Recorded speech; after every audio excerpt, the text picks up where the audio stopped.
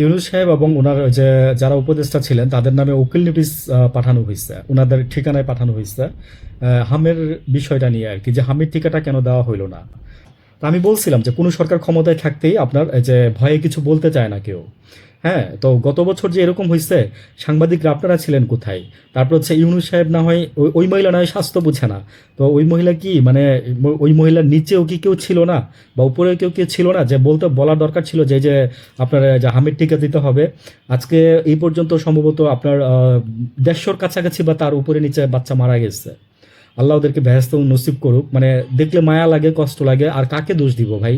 যে বললাম না যে এই যে নসিবরে দোষ দেওয়া যায়, আর এই যে এক দোষ দিলে এই যে মানে আমাদের গভর্নমেন্টকে দেওয়া যায়। গভর্নমেন্ট মানে আমাদের যেই পরিচালনা পদ্ধতি যারা করতেছে এগুলা, সব গভর্নমেন্টই তো, কোনো গভর্নমেন্ট ধোয়া তুলসী পাতা না। আমি বললাম না যে এই সরকার ক্ষমতায় থাকতে তার নামে কেউ কিছু বলার সাহস পায় না।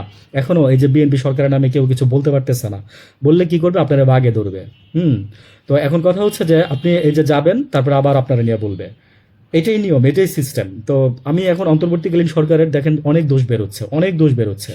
দোষগুলোর মধ্যে মনে করেন যে সবচেয়ে বড় দোষ হচ্ছে যেটা ইউনূস সরকার তড়িঘড়ি করে কেন এই যে 3 দিন আগে এতগুলো আপনার এই যে আমেরিকার সাথে এতগুলো চুক্তি করলো, তারপর হচ্ছে এতগুলো কেন বাণিজ্য করলো, এতগুলো এই যে বোয়িং বিমান কিনবে, এই সে অনেক কিছু আছে।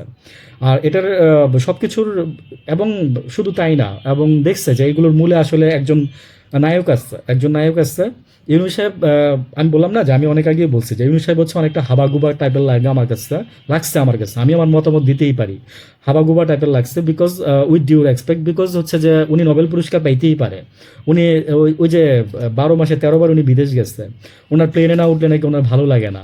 তো অনেক কথা আছে ভাই, খারাপভাবে বললে অনেক কথা বলা যায়। আমি ওনাকে সম্মান নিয়ে বলতেছি কথাগুলো, যে উনি আরও কি কি করছে দেখেন। যে উনি আপনার ওই যে কতগুলো ওনার ওই যে মামলাগুলো খালাস হয়ে গেল অটোমেটিক্যালি। তারপরে হচ্ছে উনি যমুনাতে থাকলো 28 তারিখ পর্যন্ত। এখন উনি কোথায় আছে জানে না। তারপরে উনি এখন ওই যে র্যাব, যে র্যাব তো এখন এসআইএফ এর সুবিধা নিয়ে উনি এখন থাকতেছে। তো এখন ওনার নামে আবার কেউ ওই যে মানে উপদেষ্টাদের সহ, উপদেষ্টা কয়জন ছিল? 38 জন কি ছিল? সবার নামে সহ ওই যে একজন আপনার আদালতে যেন রিট করছে যেন কেউ যেন বাইরে যেতে না পারে, কেউ যেন বাহিরে যেতে না পারে, উইথ মানে ইউনূস সাহেব সহ। এখন কথা হচ্ছে যে এই যে মানে আমার কথা হচ্ছে যে বলছি না যে এক লুমও দুর্নীতি করবেন না যখন ক্ষমতায় থাকবেন। এই যে দেখেন একটা লুমই আপনাকে পেয়ে বসছে। ভালো থাকবেন সবাই, আসসালামু আলাইকুম।